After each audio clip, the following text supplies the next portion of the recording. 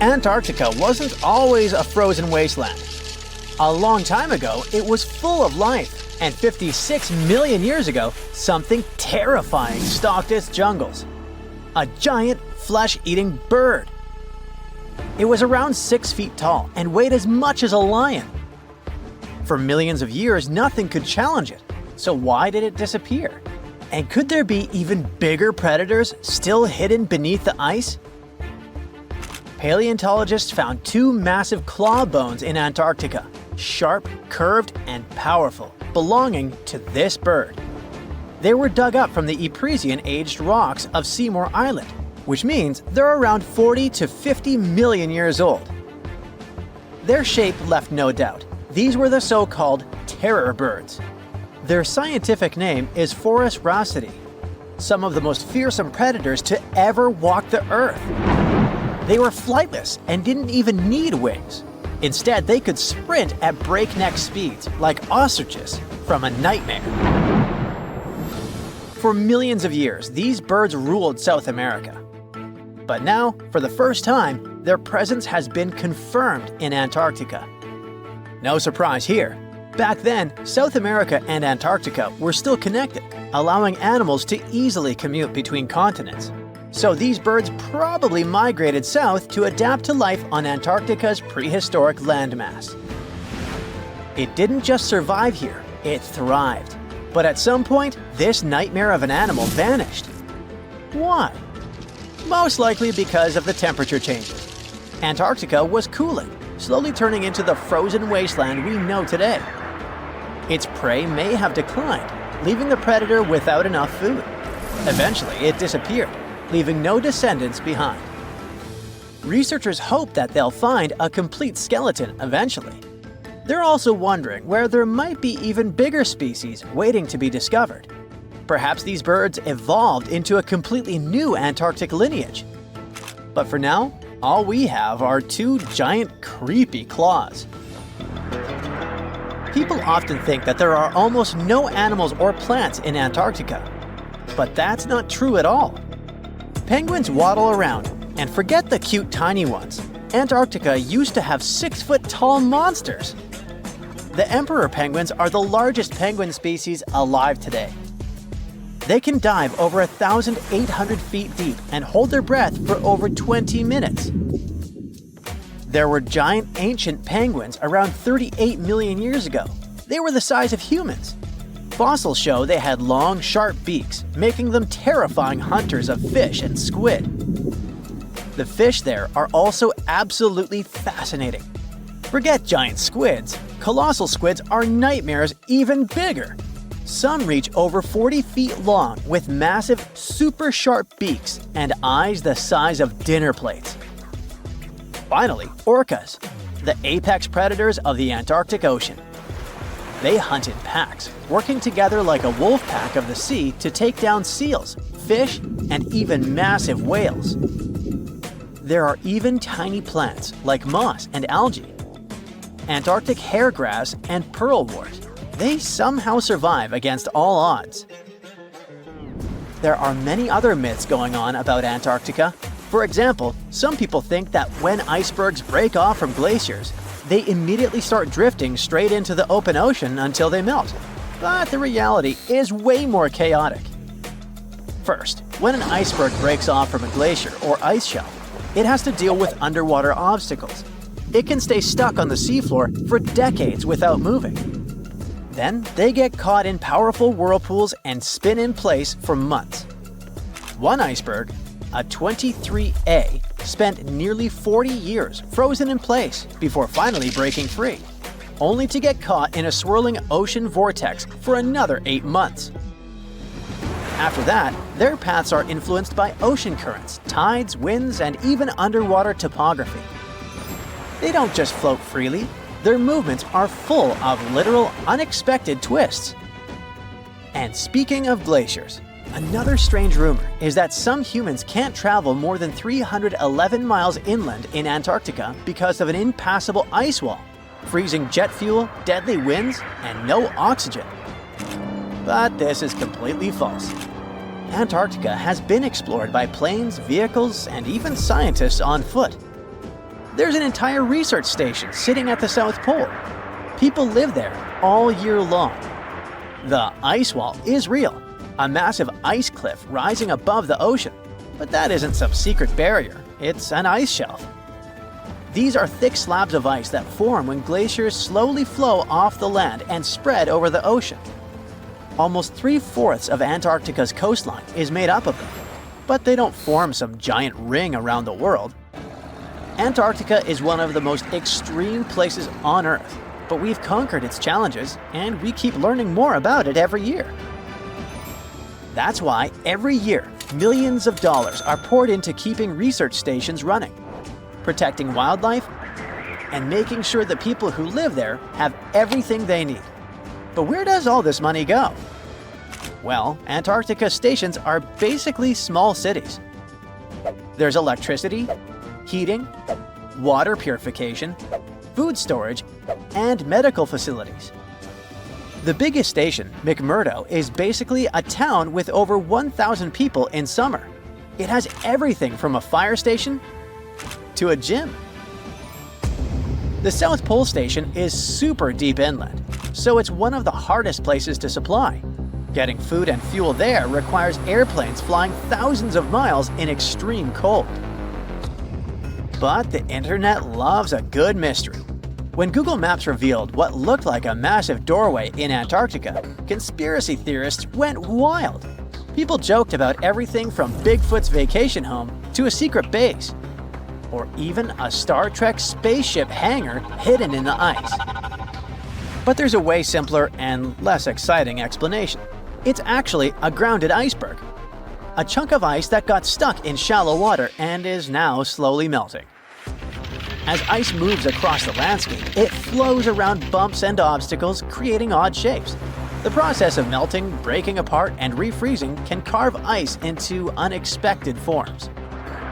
Antarctica also has incredibly strong downward-blowing winds that sculpt ice into dramatic formations over time.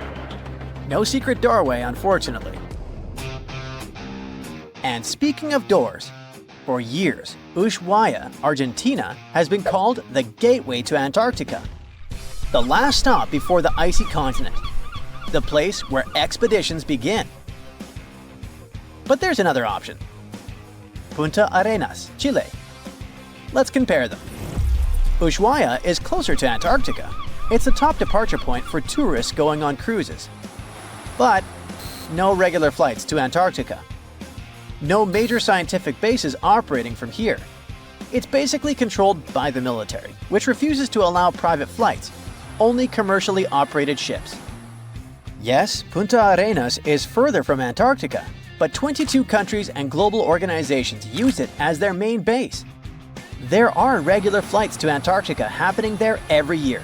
Private airlines can actually operate here, making it the real air connection to Antarctica. Ushuaia may have the best location physically, but Punta Arenas actually runs the show. Argentina made a huge error in picking its Antarctic airbase. Instead of setting up a simple, accessible base at sea level, they built Marambio Base, very high, on rough terrain, completely impossible to reach by land. Everything has to be flown in by helicopter, making operations slow, expensive, and frustrating. For 50 years, Argentina stubbornly stuck to this bad decision, while Chile set up efficient, well-planned bases that the world now uses. If things don't change, Ushuaia will be nothing more than a tourist stop. But what's terrifying is that Antarctica seems to be returning to its past. It's supposed to be the coldest place on Earth, but something shocking happened just recently. For the first time in recorded history, temperatures in Antarctica broke 68 degrees Fahrenheit. This continent is buried under miles of ice. Usually, temperatures there can drop to minus 112 degrees. But in the winter of 2020, scientists recorded an insane 69 degrees on Seymour Island, hotter than many places in Europe at that time. Scientists believe there are several reasons for that. First, there are changes in the way heat moves around the planet's waters. Second, melting permafrost due to the planet warming. It looks like the climate is changing faster than expected. A piece of whale rib has recently been found in a North Carolina mine. Not a big deal, some might think. Hey, why can't a whale be a minor, right? But this fragment offers scientists a unique glimpse at the interactions between prehistoric sharks and whales from around 3 to 4 million years ago. The thing is, 3 tooth marks embellish the rib. That means that the whale was once badly bitten by an animal with a super powerful jaw. Judging by the spacing between the tooth marks, and it reaches almost 2.5 inches, this animal could be a megatoothed shark. I'm talking about the megalodon. Or it could be a different shark species which was around at that time. The curvature of the shark's jaw shows that the animal was relatively small, between 13 and 20 feet long. Yeah, small. As for the whale, it seems to be the ancestor of a great blue or humpback whale. Researchers are amazed. You don't usually expect to find evidence of animal interaction and behavior preserved in the fossil record. After examining the sample carefully, they concluded that the shark must have gone away with a mouthful, but the whale had survived because most of the fossil fragment is covered with what is known as woven bone. It quickly forms in response to localized infection. Such bone isn't particularly strong, and later the body remodels it into compact bone tissue. But it takes time. The presence of this bone means that the healing was incomplete and the whale passed away 2 to 6 weeks after the unfortunate encounter. On the other hand, its demise could have been unrelated to the infection and injury. Only a handful of fossils show such kinds of interactions between ancient animals. You can often find bite marks on fossils indicating where the animal passed away and its carcass was scavenged. But this fossil is one of a few examples that not only show a wound inflicted by another animal, but also demonstrate that the prey survived. All fossils are exciting for paleontologists. Yes, they need to get out more. But some might look terrifying to regular people. For example, look at this picture of tentacle arms and octagonal-shaped heads. When it first appeared in mass media, internet users claimed that it was some ancient organism that had come from space. Others thought the story was fake, but in fact, both the picture and the fossil are real. The fossil is known as a mortality plate, a fossilized representation of a mass extinction event of one or several species. The fossil actually contains more than a dozen specimens of a type of marine organism called a crinoid. Despite their looks, crinoids were not plants but marine animals. This particular species lived deep underwater on the seafloor. Crinoids were related to starfish, sea urchins, and brittle stars. These creatures could attach themselves to the seafloor with stalks made up of flexible porous discs connected by soft tissue. The stalks were hollow, and that's where the animal's nervous system was located. Crinoids absorbed oxygen through thin-walled tube feet. The creatures usually reached the length of more than 8 inches and had 5 arms lined with leathery-looking tentacle-like structures. They fed on plankton and sloughed off organic material. Now, even though these fossil finds seem to be super exciting, few creatures in the fossil record confuse scientists as much as the Tully monster. This curious sea creature sported a toothy, trunk-like snout and eyes splayed out on a rigid rod. But the most bizarre thing? It has been impossible to classify. Researchers have been considering a variety of organisms, for example, segmented worms, swimming slugs, and primitive eel-like creatures, since the monster was discovered in 1966. Recently, they have even tried to connect it to some species of jawless fish with a backbone-like structure. A team of scientists from Japan has used high-resolution laser scanners to examine the anatomy of Tully monster fossils in 3D. They concluded that the enigmatic fossil might be an invertebrate after all, and still, the true identity of the creature remains elusive. In the 1950s, amateur fossil hunter Francis Tully found a ghostly imprint of a torpedo-shaped organism with a huge tail fin in the Mizon Creek fossil beds in Illinois. Tully had never seen anything similar to the torpedo structure. He took his find to Chicago's Field Museum of Natural History. Paleontologists working there were baffled as well. Since then, scientists haven't been able to determine where the creature fits on the phylogenetic family tree, or where they should spend Thanksgiving. In 1741, an explorer and captain named Vitus Johansen Bering led an expedition to map the coast of Alaska. The ship he was on got shipwrecked on what later became known as Bering Island. And they got hungry. Half the crew survived thanks to the discovery of an extremely large sea cow. With the meat of these animals nourishing them, the sailors managed to build a small ship from the wreckage and return home. On their way back, a scientist who was among them spent his time documenting the animals and plants they had found. The sea cow was particularly interesting because without it, the crew wouldn't have survived. These animals were more than 26 feet long and weighed around 10 tons. All sea cows are member of the order Sirenia, marine mammals more closely related to elephants than cows. The scientists described them as having black skin, a small head, and stubby forelimbs. Those sea cows floated on the water's surface, munching on kelp. After the information about these animals became widespread, sea otter fur trading expeditions made use of that convenient depot en route. Sea cows were docile and could be easily hunted. Long story short, within 27 years after the scientists mentioned those animals, they were driven to extinction. But it's not the saddest part. The fossil record reveals a much deeper and darker history. Fossils of sea cows have been discovered all over the world, from Japan to Mexico. It means that the animal once thrived in the vast kelp beds around the entire North Pacific Rim. That small population discovered by the expedition was probably the last remains of a once much larger and way healthier population. More likely, Aboriginal hunting had already reduced the numbers of these animals to near extinction levels, and the final blow came from Western hunters. The living close relatives of those ancient sea cows are rarely hunted today. Still, they're under threat of extinction themselves. To some, this amazing fossil might look a bit disturbing. Slaves' lentils are fossils that belong to animals called nummilites. They lived and thrived in a warm, shallow sea covering part of Egypt around 40 million years ago. The name nummilites hints at the fact that larger specimens resemble coins, and in Egyptian folklore, they're even referred to as angel's money. These creatures have a simple, single-celled structure, which contrasts with their super intricate skeleton. Look at this series of spiral overlapping whorls. Each whorl is divided into countless tiny chambers. Nummilites can grow to be 4 inches in diameter, and still, they are the fossils of single-celled animals related to amoeba. How and why did they grow to be so large?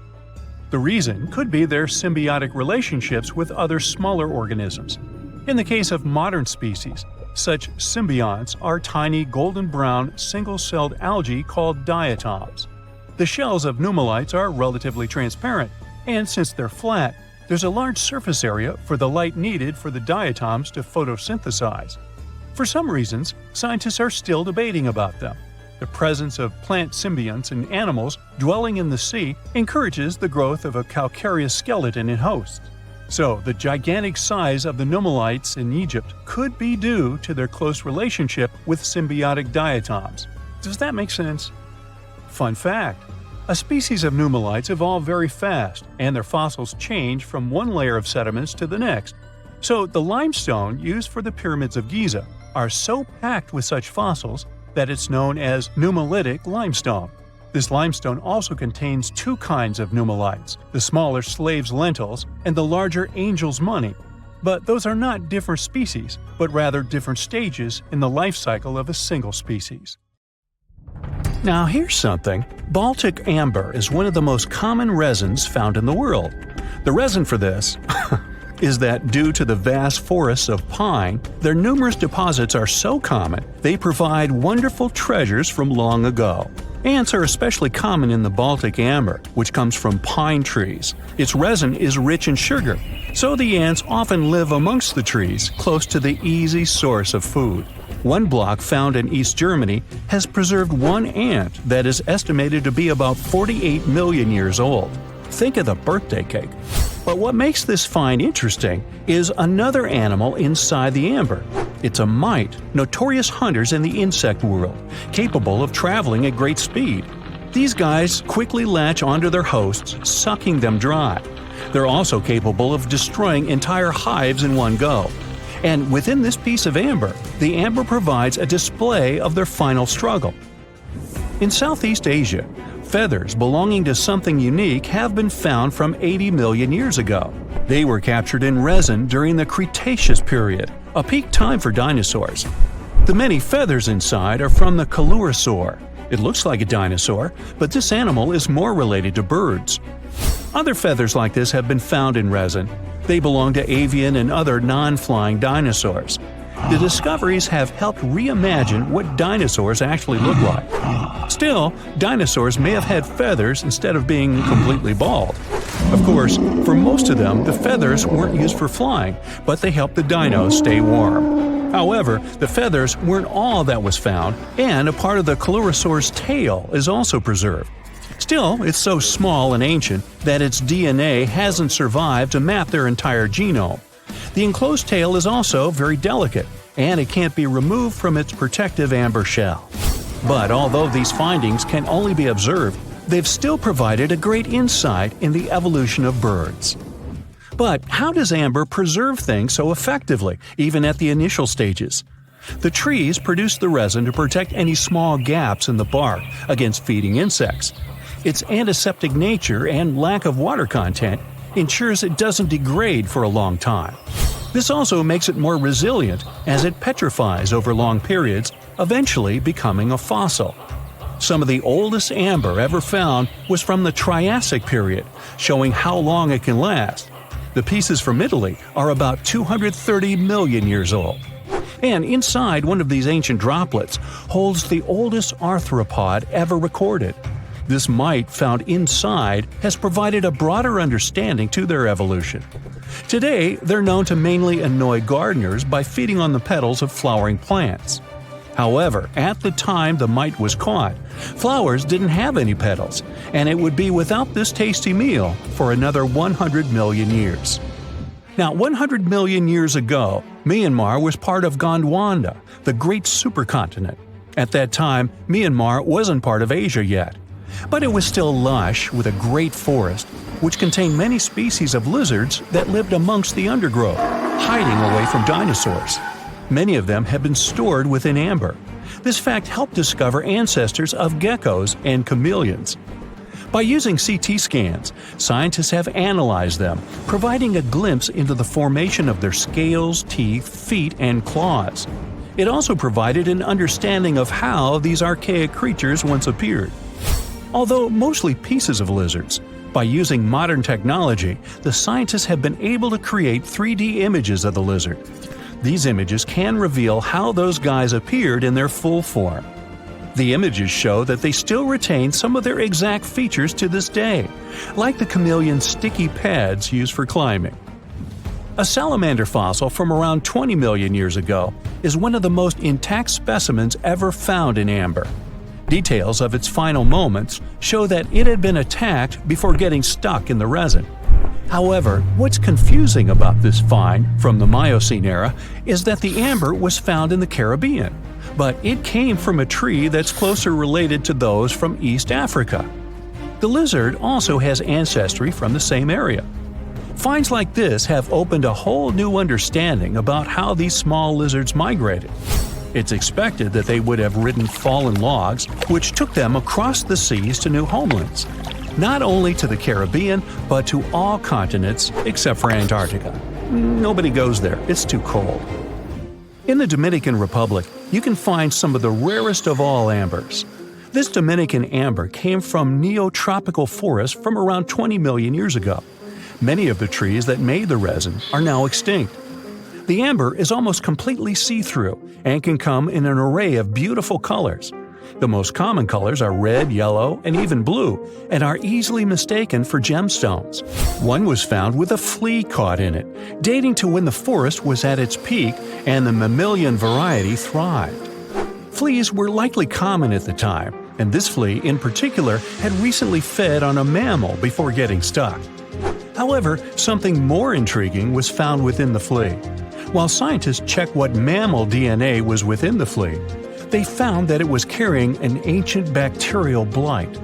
These blights have been constant throughout Earth's history, dramatically decreasing populations of animals and plants. This now extinct blight in the amber helped scientists determine how much the bacteria have evolved and how it spread. Now, most remnants of insects inside amber aren't much more than the exoskeleton bodies. But with some found in Myanmar, they were so well preserved that even the color of the insects is still intact. Colors in nature appear in three different ways. The first is bioluminescence, that's produced by a chemical reaction within a living organism. The second is about pigments, where the color appears in an animal or plant tissue. The third is called structural coloration, and the production of colors here is explained by microscopic surfaces fine enough to react with the light. The rare insects in amber were found in the form of structural coloration, but only at specific wavelengths. It all explains the very intense colors rarely found. 99 million years later, these bugs can still show their vibrant colors – blue, purple, and green. Some of them appear so different in color and shape that they almost look like they're from another world. Which of course they are – a very old one. Ants have been around for about 168 million years, based on fossil evidence provided. They're well known for their social hierarchies and their hive mind system. They've dominated almost every corner of the insect world. But when these social capabilities came about have been difficult to determine. Yet, recently, amber dated from 100 million years ago has shed some light into their evolution. Several amber pieces have preserved various ant types, including the worker ants, guardian or soldier ants, and even a queen ant. Before these pieces were found, it was estimated their social nature occurred millions of years later. A piece of amber, dated 100 million years ago, helped shed light on the evolution of birds. A perfectly preserved bird that hatched preserved in amber was already equipped with its flight feathers. With the earlier physical abilities, they would be capable of moving around the nest by themselves at a very young age, and it's expected they could search for their own food almost immediately. But as birds continue to evolve and spend more time in the skies, their brain developed larger for their cognitive abilities. After hatching, their early development was then more focused on the brain, and the chicks slowly became more reliant on their parents over time. In Spain, a massive treasure trove of amber and other fossils has been found. Inside, there were remnants of an entire ecosystem that existed 110 million years ago. A bunch of individual fossils were found. The vast collection includes many types of insects, mollusks, arachnids, plants, 50 different dinosaur bone fragments, feathers, and hair from mammals, and a McDonald's burger wrapper. Nah, just kidding. With the abundance of findings, it's helped researchers understand the ancient terrestrial ecosystem that once existed. With loads of specific details of the environment, they've reconstructed the swamp. This way, it's now possible to experience what it was like in the world of dinosaurs. We've all been afraid of the dark at some point in our lives, haven't we? I mean, do you remember getting tucked into bed by your mom or dad after they read you some scary fairy tale with monsters and dragons, or even dinosaurs? But just as your parents were about to turn the lights off and silently step out of your room, you remembered. What if there was something hiding under your bed? Or worse, what if some spooky creature was stuck somewhere in the closet? You could probably get up and check, but it was too dark out there. Wouldn't it be great to have some source of light that would come from within your body? You could always use it whenever you get surrounded by darkness. Unfortunately, as humans, we aren't able to do that. But there are a bunch of creatures out there that can, in fact, light themselves up. That's thanks to a little something scientists call bioluminescence. Animals and fish living in the ocean tend to have this talent more often than others. And you can find these creatures anywhere, close to the surface or deep down at the bottom. 2.5 miles deep if you have a knack for numbers. These creatures use their light for a lot of things, like communicating with other members of their species, luring in prey, and even scaring away enemies. Bioluminescence is basically an organism's ability to emit its own light. Chemistry has a lot to do with it. Such animals use two chemicals, one called luciferin and the other called luciferase. Add a bit of oxygen and bam! Light! Should you ever wonder if you actually observe bioluminescence or if someone just dropped a glow stick in the ocean, be on the lookout for neon blue, green, or even red sparkles in the sea. They're usually spread over a large area. This can even make the water look like glitter or a starry sky. You can thank squid, tiny crustaceans, and algae for this romantic atmosphere. Now, I've got another unusual phenomenon for you. How about a golden waterfall? I'm not kidding, it actually exists, and it's a natural phenomenon. To see it, you have to drive to Yosemite National Park to the Horsetail Fall. Make sure to plan your trip in winter or early spring. That's the only time during the year when you can see this awesome phenomenon. It doesn't need any scientific explanation. It's nothing more than sunlight at dusk hitting the waterfall in such a unique way that it makes it look like a river of lava. Or gold, your choice. That's the reason why during this time of year, the Horsetail Fall is also named the Fire Fall. Unfortunately, this phenomenon is becoming less and less visible within the years, mostly because of drought and other issues connecting with the melting of snow. So, should you ever decide to visit, keep an eye on the waterfall since the effect is very brief. Ever heard of a dirty thunderstorm? It's also called volcanic lightning.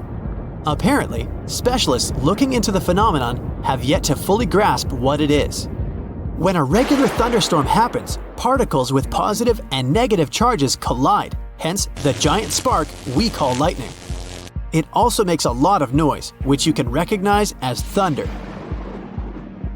But when a volcano is erupting, some of the volcanic ash particles get electrically charged, and while getting projected into the air with a huge force, they collide and cause electrical discharges. This whole process makes it look like there's lightning coming from the volcano itself. Imagine all that ash, gas, and smoke coming from the crater, and then add some electricity to the mix. It'll make the whole picture look really bizarre. No wonder this phenomenon is called the dirty thunderstorm. Now, how about clouds that look like waves? Those are called asperitas clouds, and they're actually quite close to the ground, unlike your regular day-to-day clouds. The name comes from the word aspero, which in Latin translates to rough or uneven. On rare occasion, you may spot such clouds when the weather is calm, but they're mostly associated with thunderstorms. These clouds appear during unstable atmospheric conditions, and surprisingly, they don't produce rain. Even though they do resemble dark storm-like clouds, they also create random patterns, tricking your eyes into thinking you're looking at the surface of the sea from under the water. Another impressive kind of cloud is called mammatus clouds. What makes them so special is a series of bulges emerging from the base of each cloud. One such cloud enters a level in the atmosphere where the wind direction changes. You can see these wave-like patterns in the sky. Australia is the place for you if you like surfing, but not all the waves you can catch there are made of water. Near a town called Hayden, there's a mysterious wave made out of rocks. This granite formation supposedly dates back to 2.63 billion years ago. That's way before dinosaurs started hanging around the planet. Standing at 49 feet high and 360 feet long, the wave was formed as a result of two processes: weathering and erosion. There's softer sediment at the base of the wave rock, which was chemically weathered by groundwater. Winds and rain did the rest of the job, causing the erosion of the rest of the formation. Its red, yellow, and gray stripes are made of iron hydroxide, carbonates, and other chemical compounds that were washed down by the rain. You've made it to Australia, so stick around a bit more. There's one more location here that seems unreal. You'll need to fly over this one, however, if you want the best picture. In the western part of the country, surrounded by green woodlands, there's a series of lakes. They're all a staggering shade of bright pink. Out of them all, the most famous is Lake Hillier, a 2,000-foot-long reservoir. It's surrounded by both sand and a forest of eucalyptus trees. This makes the cartoon-like hue of the lake stand out even more. One of the many theories explaining the color of these mysterious lakes is connected with algae. These algae appear to gather high levels of a substance called beta-carotene, which has a red-orange pigment in it. Another explanation involves haloarchaea. Those are microorganisms that sometimes look red. Even if you don't enjoy flying, the lakes are great for taking a swim. They're not toxic, even though they have loads of salt in them. This means you'll be able to stay afloat easily, and the water won't damage your swimsuit. During winter up north in Canada, a bizarre phenomenon happens at Lake Abraham in Alberta. Underneath the frozen surface, you can spot some weird objects that look like frozen jellyfish. It's definitely not the case, as these creepy formations are just frozen methane bubbles. Those are pockets of gas that were trapped underwater and got stuck there after the lake had frozen. They appear when leaves and grass fall into the water and bacteria digest them. This process transforms them into methane. This phenomenon is as beautiful and strange as it is dangerous. The pockets of methane can easily become highly flammable. When the temperatures rise during the spring, the ice melts and these bubbles start popping and fizzing. It's a spectacular sight to observe. Picture a lake filled with soda. Remember not to bring any source of fire. It can be very dangerous for visitors. You can check out these types of lakes all across Canada's Banff National Park. Nature often tends to make its own music. Just listen to the sound of crickets at night, or the soothing noise of a waterfall. But in Bucks County, Pennsylvania, there's a strange geological phenomenon which takes nature soundtracks to a completely different level. These are called the ringing rocks, and scientists still can't explain their unusual behavior. If you strike these rocks with a heavy object, like a hammer or another rock, the stones will make a ringing sound, as if they were hollow, but they're not. What makes the ringing rocks even more bizarre, apart from the mysterious sound they make, is that no animal wants to hang around there. Even though the rocks are surrounded by a thick forest, scientists haven't managed to trace any animal activity in the area yet. Even more striking is the fact that despite all the trees around the rocks, you won't find any leaves lying on the boulders. What makes these rocks so unappealing for both animals and vegetation is still up for debate. Listen to this. Neanderthal fiber technology. Nope, I'm not joking. The concept is real. In 2020, a team of scientists published a paper that redefined the way we saw our closest ancestors. A find in France changed archaeology forever, and it wasn't the first time something like this had happened. But let me start from the beginning. Neanderthals. For a long time, they fit the image of the typical cavemen. If you are now thinking of someone like Fred Flintstone, you wouldn't be much wrong. What was the reason behind this stereotype? When did we start believing that Neanderthals were not the brightest tools in the shed of evolution? In comes William King, a 19th century British geologist. He was the man who named the Neanderthals. Based on the bones King found, the scientist declared the species not intelligent, and this image stuck with the Neanderthals for centuries to come. But a piece of string, just a quarter of an inch long, changed everything.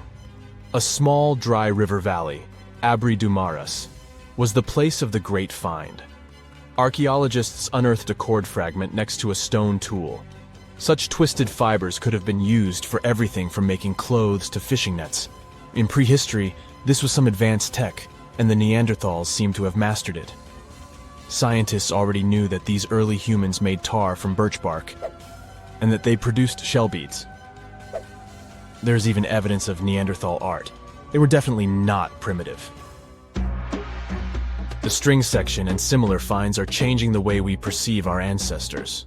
The world of archaeology is constantly changing. Take the pyramids in Egypt, for example. Turns out, they weren't really built by an army of people who the pharaoh made work until they passed out. Herodotus, the famous Greek historian, was the man who started the confusion. He claimed, in 500 BCE, that 100,000 men took part in the construction of the Great Pyramid in Giza. He made no mention of who they were and why they were building the pyramids.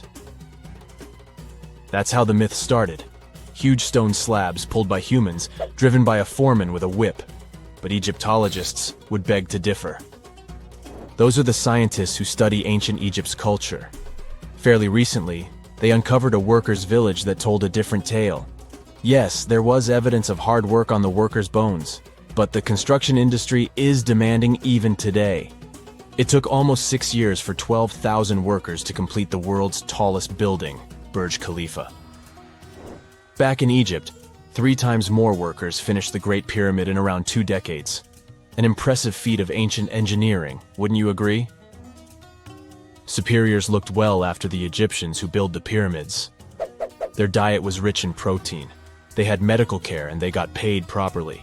In fact, they lived better than the non-working population. And they lived with their families near the construction site. Archaeologists know all this because they unearthed bakeries and dormitories with bread jars and other goodies. Looks like the pharaohs were okay employers after all, and the job market wasn't that terrible.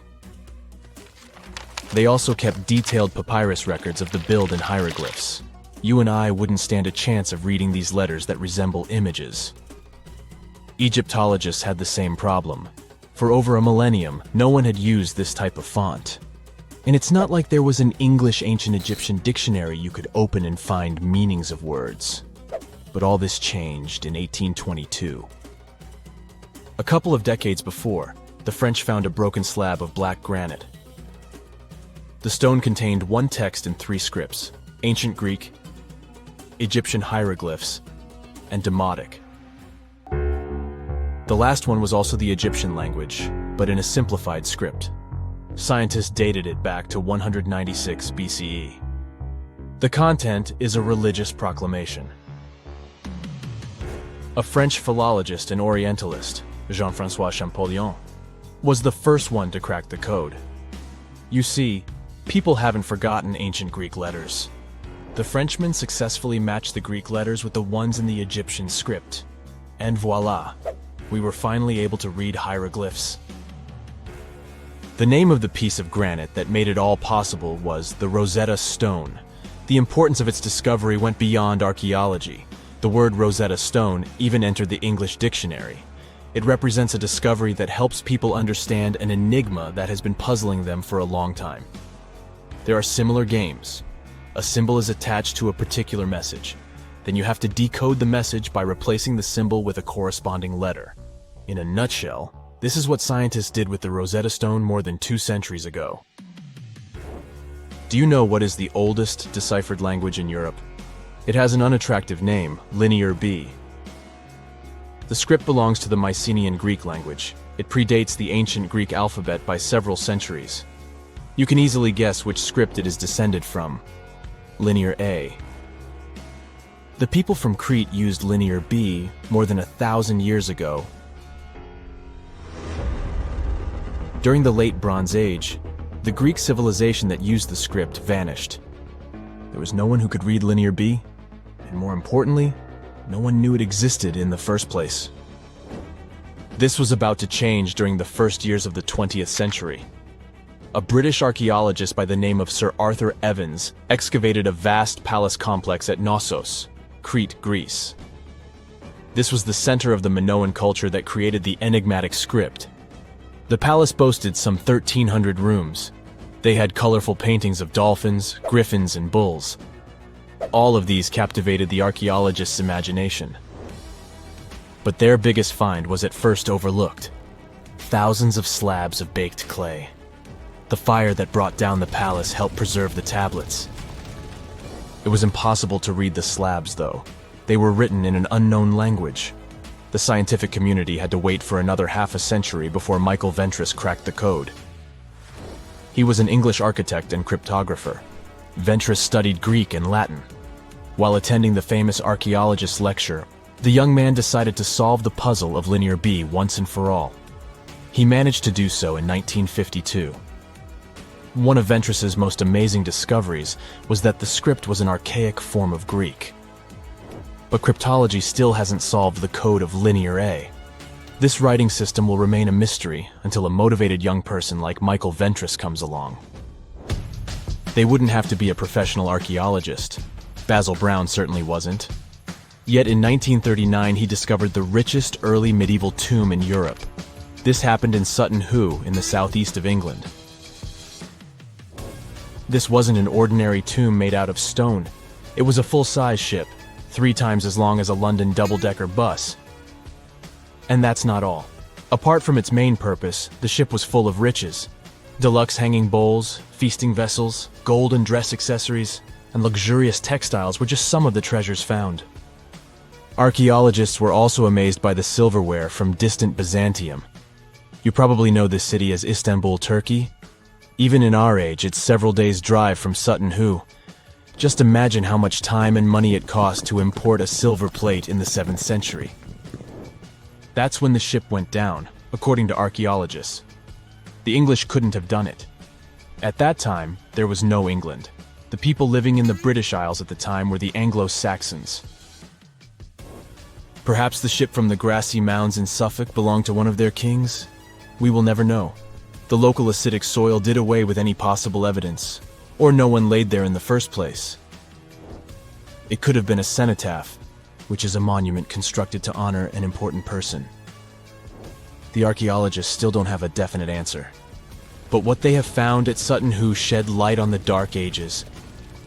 Before the discovery of the ship, they knew little about what had been going on in Britain after the Romans left. Now, the image of the early Anglo-Saxon society was much clearer. Perhaps the English soil will be the site of the next great breakthrough in archaeology. Have you heard of Göbekli Tepe? It's an ancient site in Turkey that literally made historians rewrite history books. Over 11,000 years ago, a group of prehistoric humans crafted an enigmatic masterpiece that's even older than Stonehenge.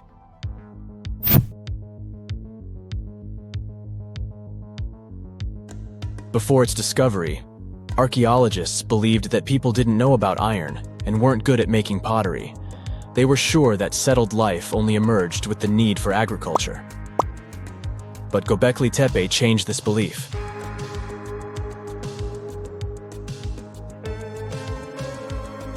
The place has revealed that it was the temple that paved the way for a settled life, not agriculture. Until this discovery, researchers believed that farming was the catalyst for sedentary living. Meet Professor Schmidt, the guy whose findings changed this theory. He managed to prove that hunter-gatherer communities laid the very foundations of this way of life.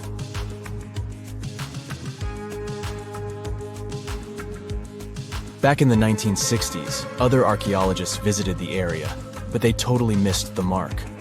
While surveying the region, they stumbled upon a hill with scattered limestone slabs and concluded it was just an old burial ground from medieval times. Little did they know that there was so much more to uncover.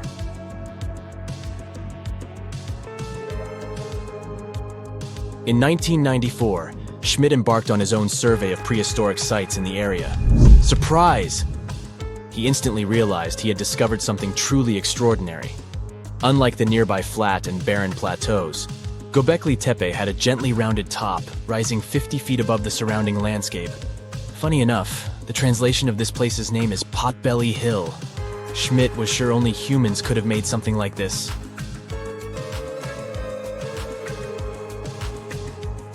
Those broken limestone pieces that were mistaken for gravestones turned out to be way more exciting. It was like stumbling upon a hidden treasure. The pieces took on a whole new meaning, and Schmidt with his team was about to dive into the secrets waiting beneath the surface. To their surprise, they found no traces of a settlement. No hearths for cooking, no houses, and none of those adorable clay figurines commonly found in nearby sites of similar age.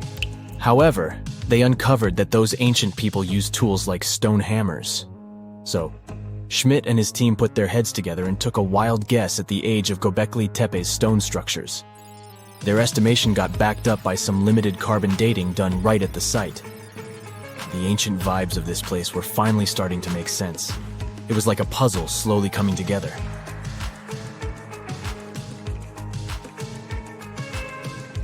You may think that back then, people didn't have special tools to create something as cool as Göbekli Tepe. Not true. Turns out, these prehistoric folks used flint tools instead of fancy metal chisels. They were also skilled at chipping away softer limestone and crafting pillars right on the spot. Afterward, They carried the pillars a short distance to the summit and placed them upright. Once the stone rings were complete, they covered them with layers of dirt.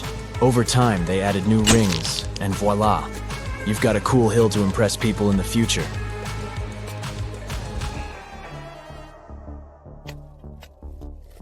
During their first year of excavation, the team went through 15,000 pieces of animal bones from wild creatures.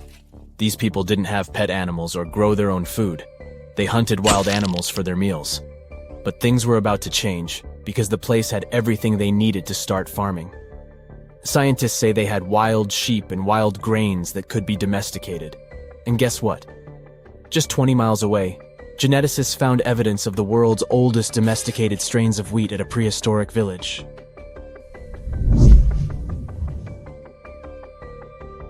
These amazing findings have completely changed how we view civilization. In the past, experts believed that people needed to learn how to farm and settle in one place before they could build temples and develop complex societies. But guess what? Schmidt's research flips that idea on its head. He claims that the incredible effort put into constructing these astonishing structures actually set the stage for the development of advanced societies. It means that societal and cultural changes happened before agriculture. Schmidt has this fascinating hypothesis about Göbekli Tepe. He thinks it could have been a special burial site where people left their loved ones. And here's the twist. The burial site was adorned with fancy statues and symbols representing deities from the spiritual realm. The idea that Göbekli Tepe could have served as a sacred place adds another layer of complexity to the whole story. While the site's true purpose may remain elusive, Schmidt's insights invite us to consider the profound interplay between life and the afterlife, and the deep reverence ancient hunter-gatherer societies may have had for their departed ancestors. Now let's talk about the stars of the show, the mesmerizing T-shaped columns that dominate Göbekli Tepe. These mysterious structures range from 10 to 20 feet tall and most likely represent stylized human figures. But one figure stands out from the rest, the three-dimensional lion relief. This depiction really fires up our imagination. Why? Because it hints at the possibility that lions roamed Anatolia during the Neolithic period.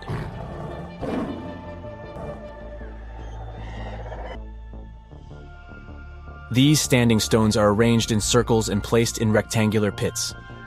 Each circle has a similar setup. Two big T-shaped pillars in the center, surrounded by slightly smaller ones facing inward. Talk about a stylish arrangement. These towering pillars reach a whopping 16 feet and weigh between 7 and 10 tons. Some pillars are plain and simple, while others are like works of art with intricate carvings. Foxes, scorpions, and vultures come to life, crawling and twisting on the pillars' sides. But it's not just animals depicted on these stones. Some pillars have abstract shapes representing humans, and even small carvings of clothing items. Some of them even have belts. Now, there's one pillar that stands out from the rest like a rock star. This super old stone pillar suggests that a comet crashed into Earth. It happened during a chilly period that lasted about 1,000 years. Previous studies examining Greenland ice cores hinted at this comet theory, but now the carvings at Göbekli Tepe prove it right.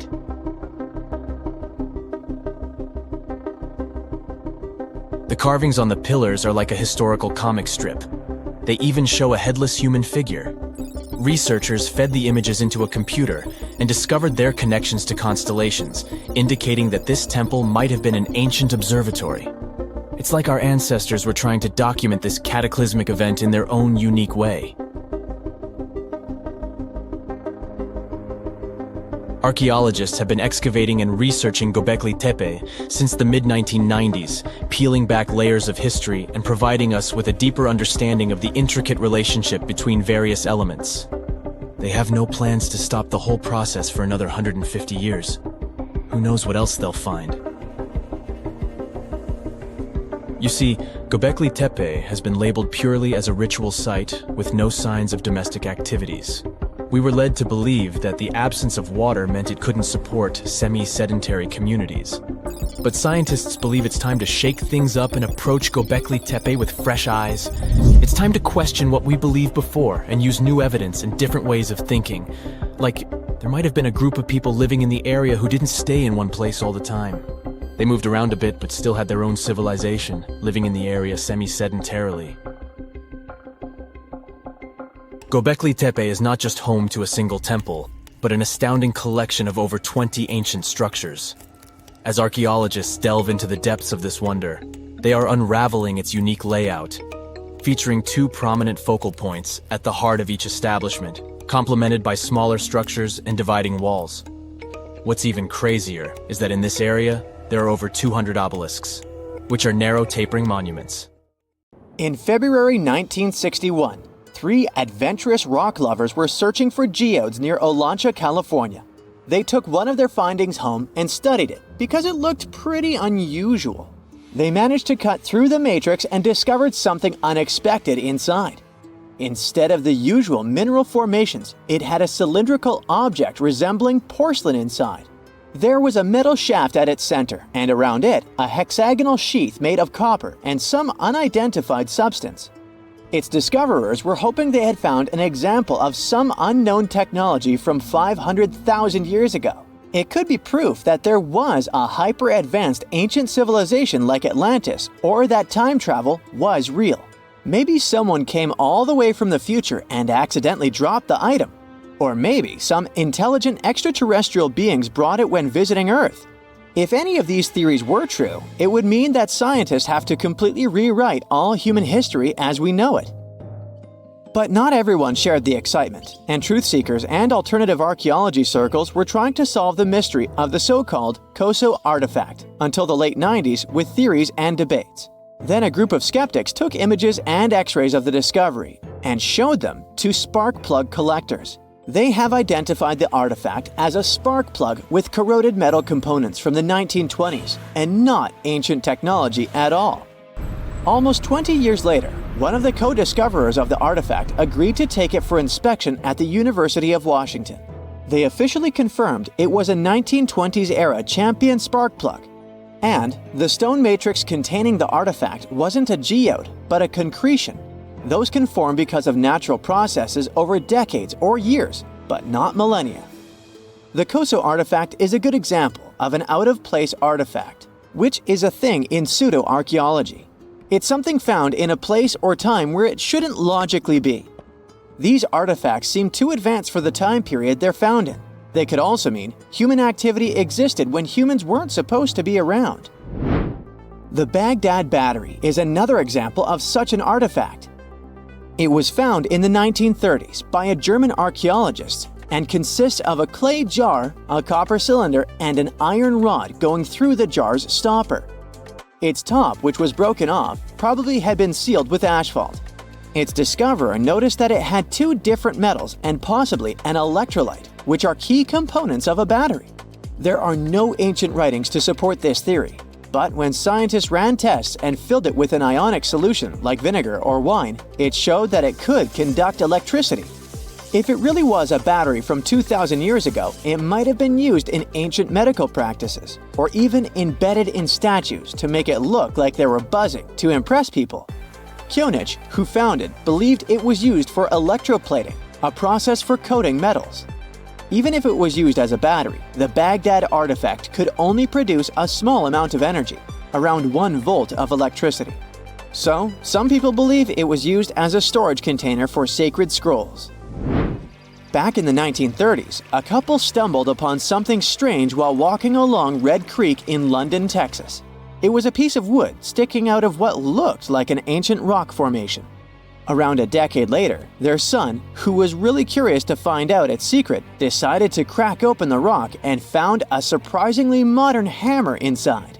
This discovery caught the attention of Carl Bau, a young Earth creationist who claimed the rock surrounding the hammer dated back to the Cretaceous period. He saw it as evidence against evolutionary theory. After some investigation, scientists proved that the rock was not as ancient as it seemed. Geological processes have just encased the modern hammer over time, so it wasn't evidence of humans coexisting with dinosaurs like the Flintstones, as some hoped. It was just a case of a miner dropping his hammer centuries ago and nature doing its thing. A Chinese archaeologist supposedly stumbled upon some caves that seemed to serve as a burial ground for small beings with big, oval heads. Alongside these remains, there was rock art depicting figures with round helmets, the sun, the moon, the earth, and stars connected by groups of pea-sized dots. They also found over 700 mysterious stone discs etched with spiral grooves. Things got even weirder when these discs were sent to a Chinese professor who claimed the grooves were actually written characters. According to his translation, the discs told the tale of Dropa visitors from another planet who had crashed their spaceship on Earth about 12,000 years ago and had tried to live among us until they were hunted down by locals. But there's no concrete evidence that any of this actually happened. The story was first published back in the 1960s in a couple of articles, but it all seemed a bit fishy.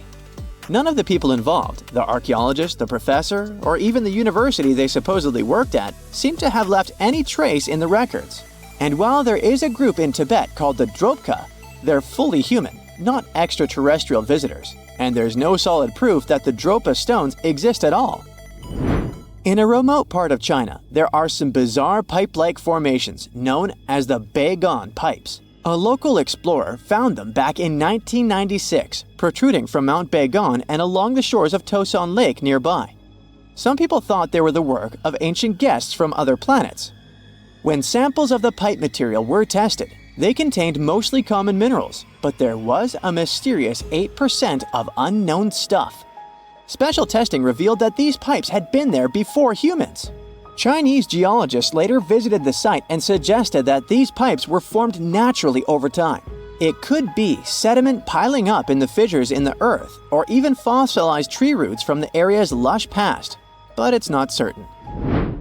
There's a mysterious terracotta head in Mexico with a hard-to-pronounce name, discovered back in the 1930s during a burial excavation. This head looked a lot like fancy Roman statues, so it wasn't clear what it was doing in Mexico. For some reason, the discoverer kept it secret for several decades. The head was found in a pyramid with 3 floors about 40 miles from Mexico City, alongside gold, copper, and pottery. Some argue that if this head really is many centuries old, it could mean the Romans or some other civilization had made it to Mesoamerica before Columbus did. There are also drift voyage theories mentioning a shipwreck after which some artifacts and survivors made it ashore. Some suggest that this figurine head was a little souvenir brought over by the Vikings. But there's no solid archaeological proof of the Vikings meeting the folks in Mesoamerica.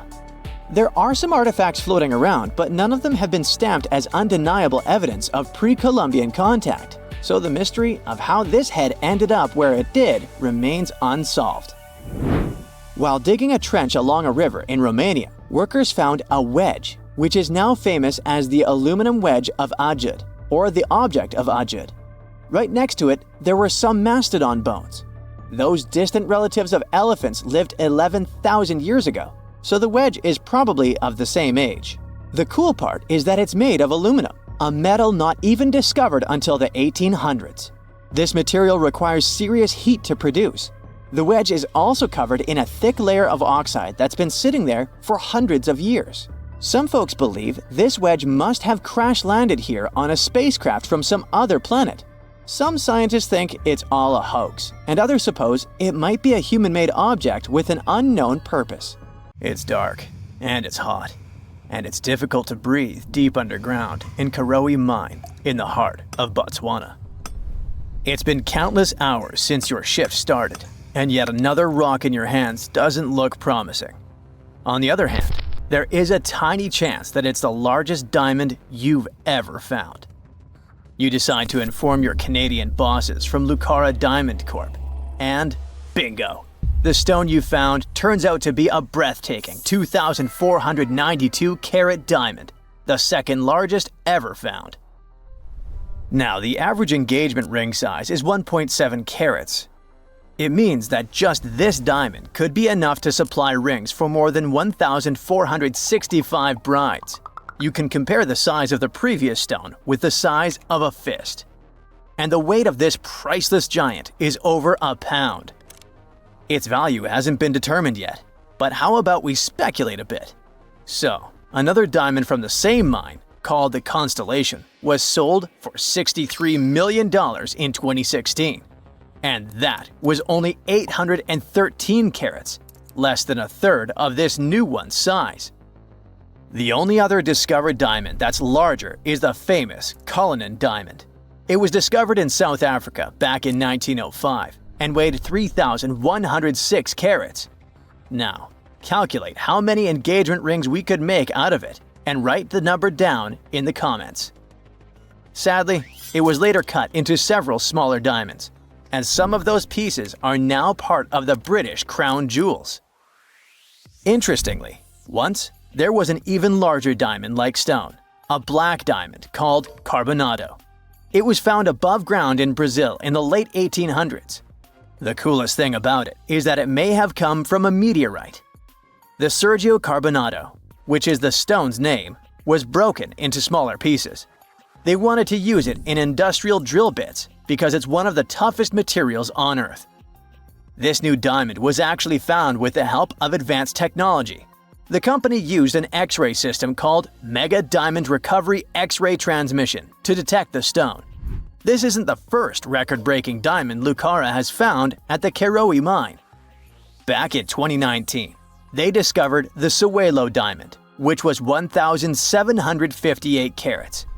At that time, it was the second largest diamond in the world. Luxury brand Louis Vuitton later purchased the gem for an undisclosed sum. And before that, in 2015, they found the Lascetti La Rona diamond at the same mine. It weighed 1,109 carats and brought the company $53 million in 2017. Diamonds aren't the only amazing thing you can find in the ground. The better and deeper you dig, the rarer objects you're likely to discover, like an ancient lipstick, for example. It might be the oldest lipstick in the world since it's about 5,000 years old.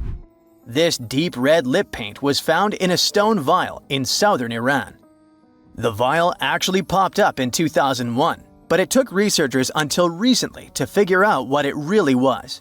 Because it's not like modern lipstick in a tube. People likely applied it with a brush. Researchers are happy, since this find could give us a glimpse into what women from the Bronze Age might have done to stand out. Those from elite societies probably applied this lipstick to look glamorous and show off their high status. Now, here's the backstory of the vial. It came from a 3rd millennium BCE graveyard and was linked to the powerful Marhazi civilization. It was a big deal in that part of Mesopotamia at the time. The graveyard was uncovered after flooding, and unfortunately, looters got their hands on many items. But luckily, the authorities managed to recover this particular piece. The vial caught scientists' attention because it was different from other items they'd found. Normally, they'd come across gray, compact substances in similar containers. But when they opened this particular one, a loose, fine powder spilled out. It was dark grayish purple in color, nothing like what they'd seen before. When the researchers analyzed the powder, they found out that it was made with hematite, which gave it a rich, deep red color. It also had other ingredients like vegetable oils and waxes, making it really similar to what you'd expect in a modern lipstick. Apparently, back in the Bronze Age, makeup was a sign of luxury and superior status in that area. It showed off wealth and power, especially in elite circles. By the way, the researchers don't want to claim for sure that this is the world's oldest lipstick, because who knows? Something older might turn up someday. How about we move to Bulgaria right now and do some digging there?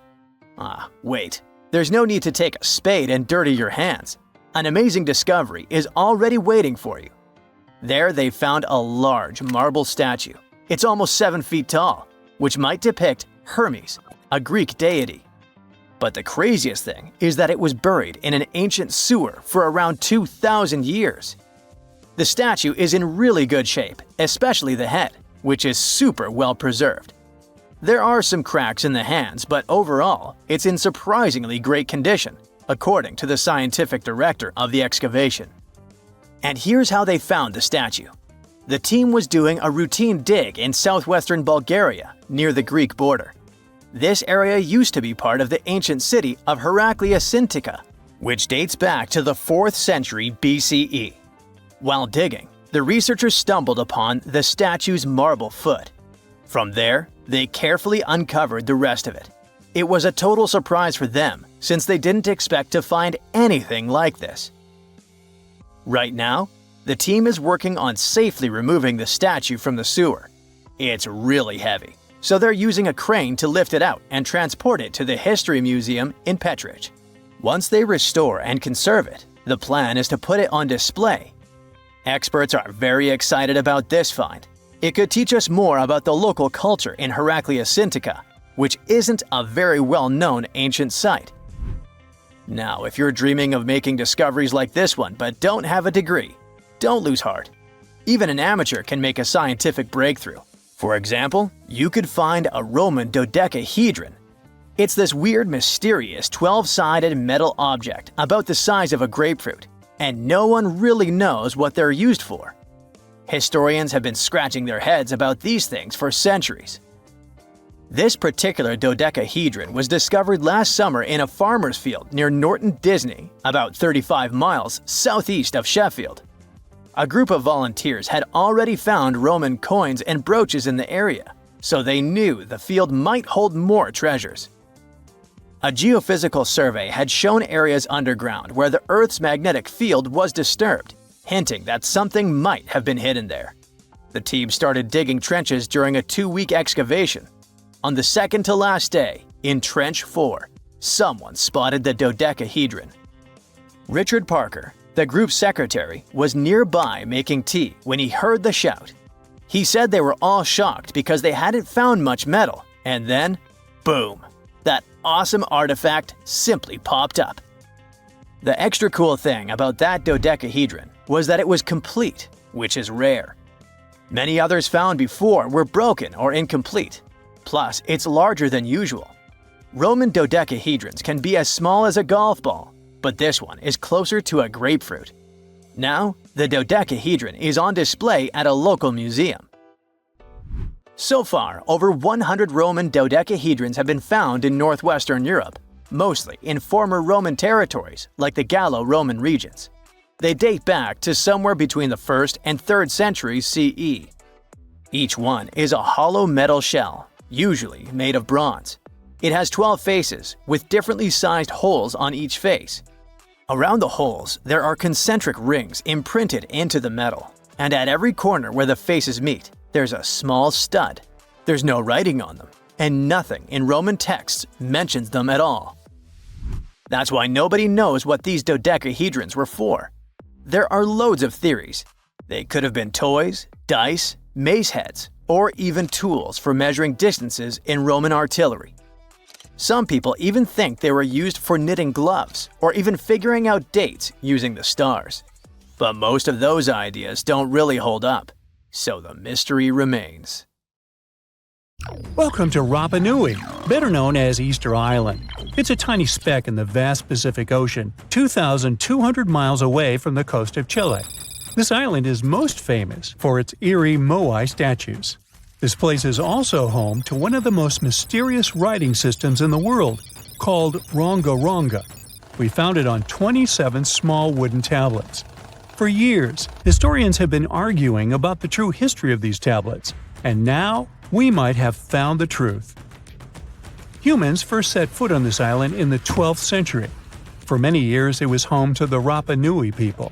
They were pretty isolated out there in the Pacific Ocean until Europeans arrived in the 1720s. Europeans brought with them lots of troubles, leaving only a small fraction of the native population alive. Later in the 19th century, a missionary, Eugene Iro, went to the island and discovered the wooden tablets with intricate symbols carved on them. He wrote how marvelous they are, but there are hundreds of them on the island, and that they can be found in every household. But unfortunately, not all of them survive to this day. We've only got 27 of them. Some of them were heavily weathered, burned, or otherwise damaged, and now they're scattered all over the world in museums and private collections. Some of the language's artifacts were carted off to Tahiti and then to Europe by Europeans. leaving none behind on Easter Island itself. The 4 sacred tablets found their home in a congregation in Rome. They were the ones used in the recent discovery. For years, historians have been arguing whether this writing system was made up by the islanders themselves or they borrowed it from Europeans. To find the truth, they decided to use a technique called radiocarbon dating. All organic materials, like wood, charcoal, and so on, contain a tiny amount of a radioactive form of carbon called carbon-14. When life comes to an end, things stop taking in carbon-14, and the amount they had starts to decay over time. By measuring how much carbon-14 is left in a sample, we can assume how old this sample is. This is how we learn the age of many fossils and artifacts. So, they looked at the age of some Ronga-Ronga tablets. 3 of them were crafted from trees grown in the 18th or 19th century, which aligns with the arrival of Europeans. However, one of them is older than the Europeans' first visit to the island. There are 2 reasons to believe that Rapa Nui people created this writing system themselves. First, Ronga-Ronga works differently from European languages. Decoding it is a pretty hard task. Unlike English, this language boasts over 400 unique glyphs, none of which resemble any known writing system. There were many attempts to decipher this language, and none of them were successful so far. And second, one of the tablets is shown to be from around the 15th century, before the Europeans arrived. The problem is that radiocarbon dating can only tell us when the wood the tablet was made from was cut down, not when the writing was put on it. And since we've only got one tablet to go by, this isn't enough to be completely sure. On the other hand, why and where would they preserve cut wood for over 200 years just to grab it and write something on it one day? But anthropologists and historians say that it's possible. Scarce wood resources might have led the islanders to reuse old driftwood, which could be centuries older than the writing itself. This is known as the old wood problem in archaeology.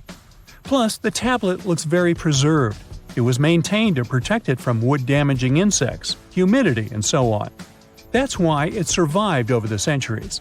Whatever is written on it, it was probably important for the Rapa Nui people. Now, all of these are guesses and clues, but scientists are cautiously optimistic.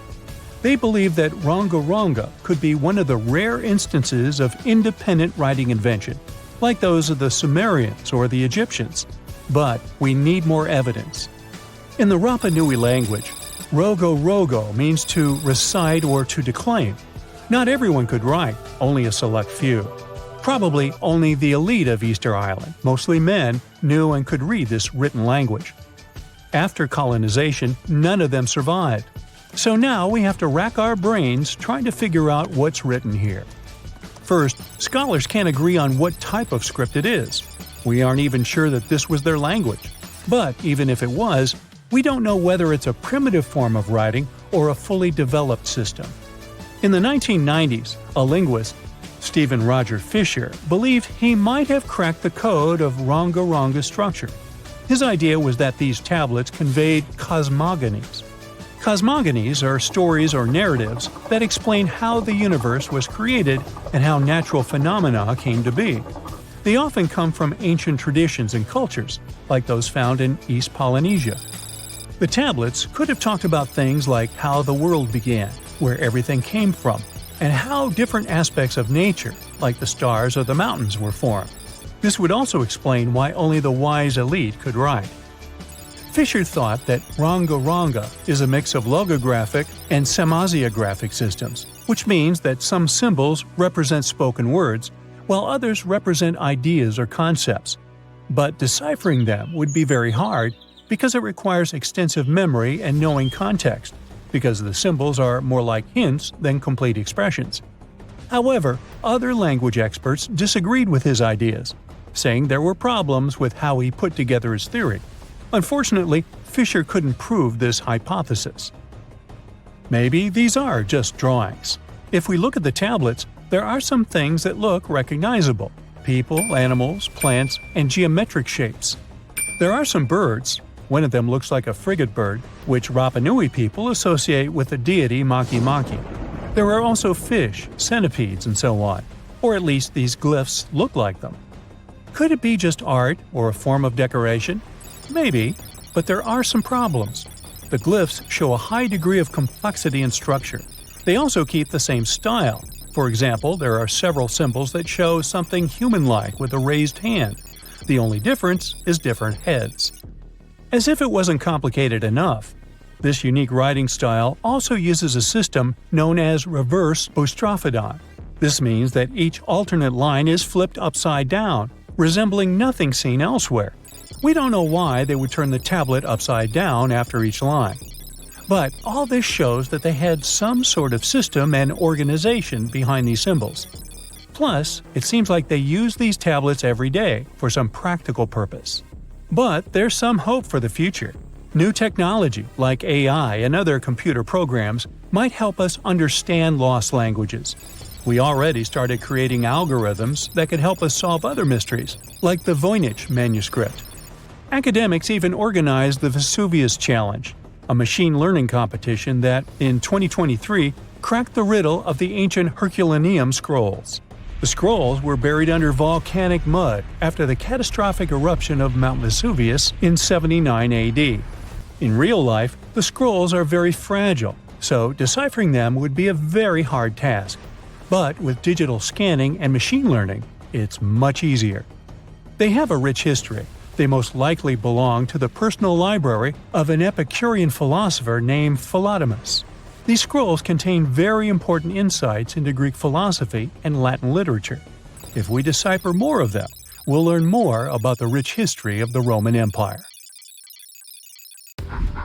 Now, have you ever seen cricket balls that are 3 billion years old? Klerksdorp spheres were found in deposits of the mineral pyrophyllite in South Africa and rock the science world. They do look like tiny ancient cricket balls with seams-like lines around the middle. Back in the 1980s, some folks claimed these spheres had been made by an advanced pre-flood civilization we know nothing about. One museum curator shared stories about how they rotated on their own in a display case. There was also a TV show that invited a psychic who declared the spheres were pieces of an ancient spaceship. But according to geologists, these spheres are actually pretty common concretions or spherical objects formed by different minerals than the surrounding rock. The seam-like lines are just imprints from the host rock's layers building up over time. The Klerksdorp spheres come in different shapes, from noticeably flattened spheres to distinct discs. As for that episode when one of these spheres spun on its own, the curator of the Klerksdorp Museum cleared that up too. He said that when he put one sphere on its glass shelf when a journalist came to visit, the sphere naturally rotated a bit because it's round. The area where the museum is located often experiences earth tremors from gold mining activities nearby. The oldest known human-like footprints could be 6 million years old. They were found on the Greek island of Crete in 2002.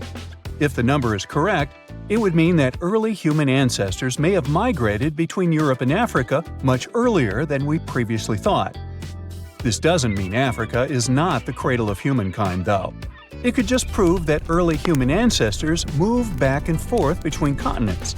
Some researchers believe the footprints were left by a bipedal creature possibly related to an early human ancestor nicknamed El Greco. According to scientists who studied them, the footprints have a very human-like shape, with 5 toes and a parallel big toe. Some scientists are skeptical about it and suggest the prints might be from a late European ape. The new study analyzed fossilized marine microorganisms found in the sedimentary rocks to determine the footprint's age and prove it's actually 6 million years. The next amazing find that keeps scientists entertained is the Dorchester plot.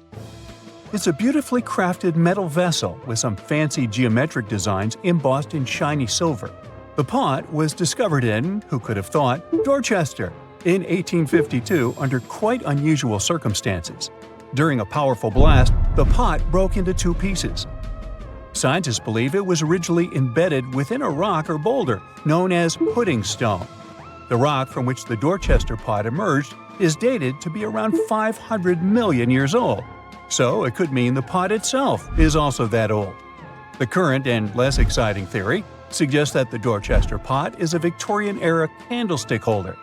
Such things were really trending back then, so it's not a surprise to find such fancy household item from that time. The Dorchester pot falls into the category of ooparts, or out-of-place artifacts. Those are objects that seem too advanced for the time period they're supposedly from. If we accept that the pot is 500 million years old, then whoever made it was way ahead of their times in terms of crafts and tech. One extra mystery is that the pot has an engraving of a plant that most likely disappeared from Earth over 100,000 years ago. Sounds like good proof the pot is really extra old. Now, it looks like the oldest map in Europe is a stone from 4,000 years ago. This Bronze Age slab was found in France in the year 1900 at an ancient burial ground. The carvings on the slab show in 3 dimensions the River Odey network with a fantastic accuracy of around 80% over an 18-mile stretch. There are other stone-carved maps around the world, but this one is unique because it shows a specific area to scale. Looks like the slab's carvings don't just map rivers and hills, but also settlements, barrow sites, and field systems. Archaeologists say the slab wasn't used for navigation, but rather to symbolize power. The detailed markings on the slab might have served to illustrate the domain of a local ruler, possibly a prince or king, to show their control over the territory. When the ruler lost power, the slab was likely repurposed as part of a burial vault. The unique artifact was stored in the cellar of a museum. For decades, no one even noticed until several scholars read older reports about the slab and decided to check it out. They conducted a detailed analysis using 3D techniques. Their research proved that the creators of the slab had not only etched lines into the rock, but also modified its surface to reflect the topography of the landscape with high accuracy. The Salzburg cube, also known as the Wolf's Egg Iron, was discovered in the late 19th century in Austria. Now, don't let the name mislead you. It doesn't look like a cube at all. It's more like a rounded object with 2 flat sides. Down the middle, there's a groove, and the surface is covered with pits and craters. This unique appearance is the reason why many people think it might be something out of this world. Workers accidentally found this artifact when they blew apart a piece of coal. The coal seam it came from is thought to be over 60 million years old. The Salzburg cube moved between museums, mysteriously vanished in the early 20th century, and then showed up again.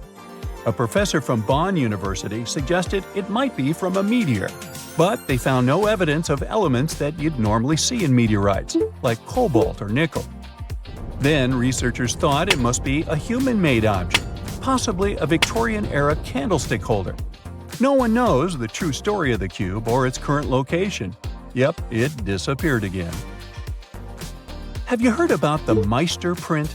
It's a fossilized sandal print discovered in 1968, and it has sparked a lot of intrigue.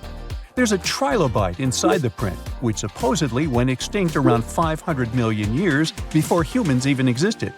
But many historians think this age is an exaggeration. When Meister found the fossil, it was authenticated.